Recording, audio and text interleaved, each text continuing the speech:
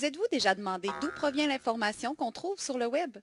C'est ce que nous découvrirons dans cette capsule en apprenant ce que sont Internet et le web. Nous allons aussi découvrir ce qu'est un serveur et son rôle dans la transmission des informations et ce qu'est un navigateur web et son rôle dans l'affichage et la consultation des informations.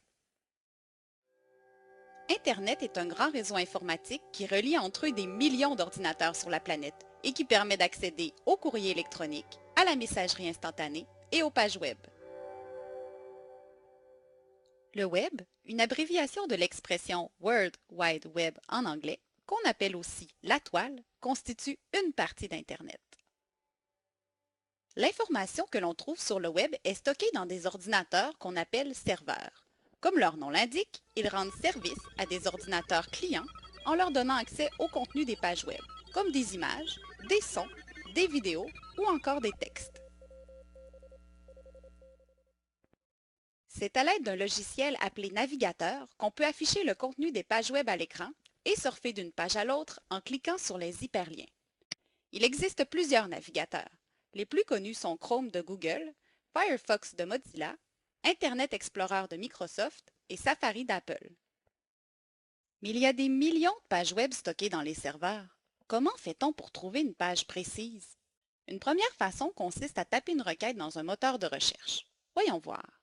Si je cherche une page sur la reproduction de la baleine, je peux formuler la requête « baleine reproduction » par exemple. Super! J'obtiens plusieurs résultats intéressants.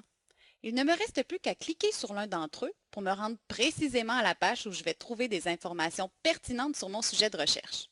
Tiens, je vais cliquer sur la page du musée de la baleine d'Évans-sur-Mer. Une deuxième façon d'atteindre une page web précise consiste à cliquer sur un hyperlien directement à partir d'une autre page web. Comme je cherche l'information sur la reproduction de la baleine, je peux cliquer sur l'hyperlien nommé « Reproduction », ce qui me permettra de me rendre directement à la page où on traite de ce sujet. Voilà, j'ai pu trouver une page portant précisément sur la reproduction de la baleine en cliquant sur un hyperlien dans la page du musée de la baleine d'Évans-sur-Mer. Il existe aussi une troisième façon de se rendre directement sur la page web voulue à partir d'un navigateur. Il suffit d'entrer son adresse directement dans le navigateur lorsqu'on la connaît.